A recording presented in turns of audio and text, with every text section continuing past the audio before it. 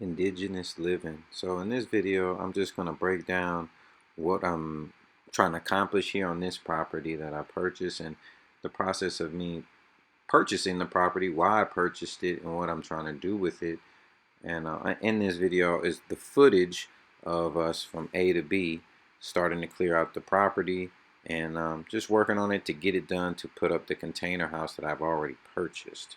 So this was day one of land clearing, and my goal this day was to get the road cleared out, which is about 400 or 500 feet down to the pad, so we can start figuring out what needs to be done to bring in the container house. I already have a container house built. It's a 40-foot high cube, but I plan on building a double wide container house on this property, so I can have a little more space. I most likely will rent out the 40-foot container and set it up closer to the road.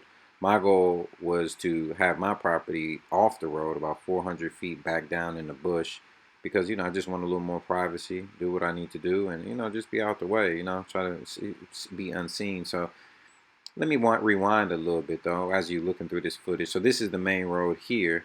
So I'm about 500 feet off this main road, back in the dead center middle of the property.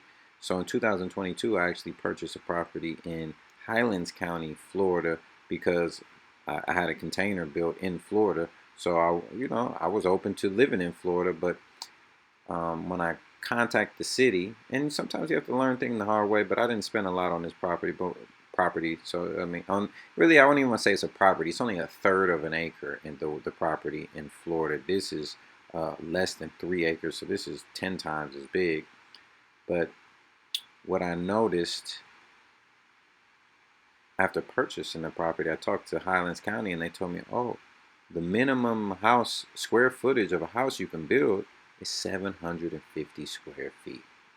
And look at this footage right here. I know it's a little shaky, I'm sorry, but this is basically the bush. So this is all the markings, all that spray paint is where I marked for him to bulldoze down to get to the center of the pad. So this is basically how the property looked prior to having the road installed. So I want to, you guys, just to be able to see the process and what could be done in a day when you got people that's really out there working.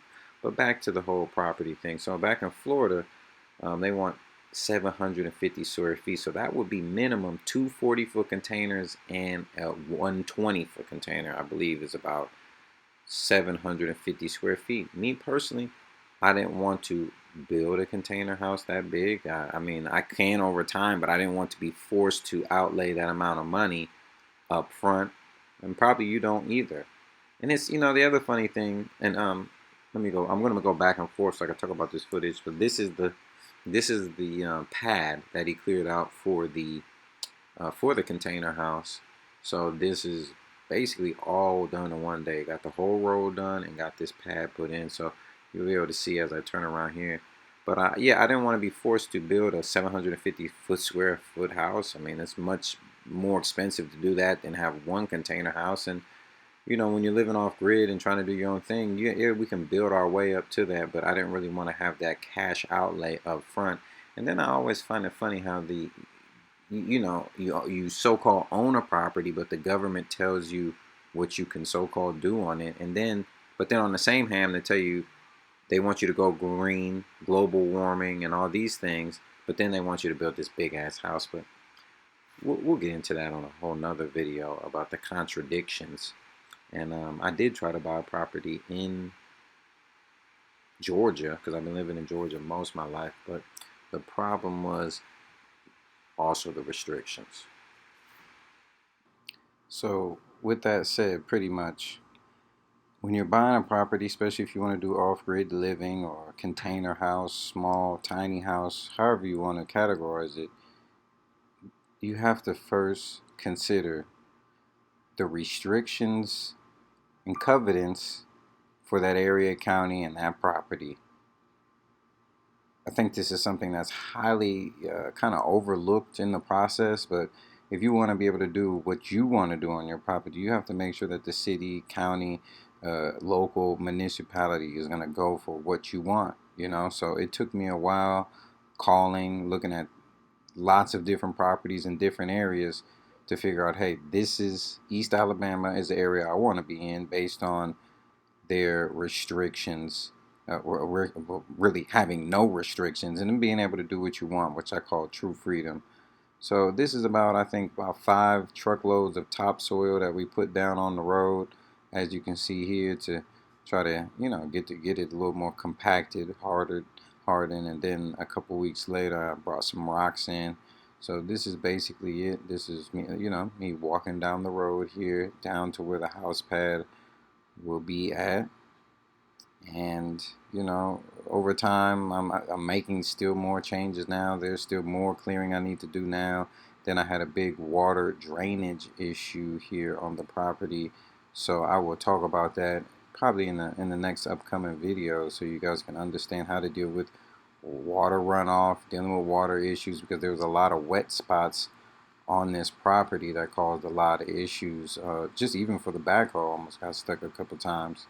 So I just want to, talk about what I'm doing here, what I'm trying to get done. So hopefully it helps you and guides you and it gives you things to think about. Like I'm saying, I think the main message and main point in this first video is figuring out what you want to do, how big or small you want to build, and will the county and the area you live in or trying to purchase land or property in, are they going to go for what you want to go for? Because I've noticed through my experience, there's a lot of rules and regulations, and me personally, I don't really understand why, but it is what it is. Well, I do understand why. It's all about money, but you have to circumvent that and figure out what is going to work for you and your end goal. So I'm very glad to be in East Alabama. I thank God to be in this area, because it's to me, it's freedom, and that's what I'm trying to get to in my life. Is my great-grandparents, my grandfather used to tell me they grew up in East Texas, Longview, Harrison County, and on 150 acres, which my great-great-grandmother owned, okay?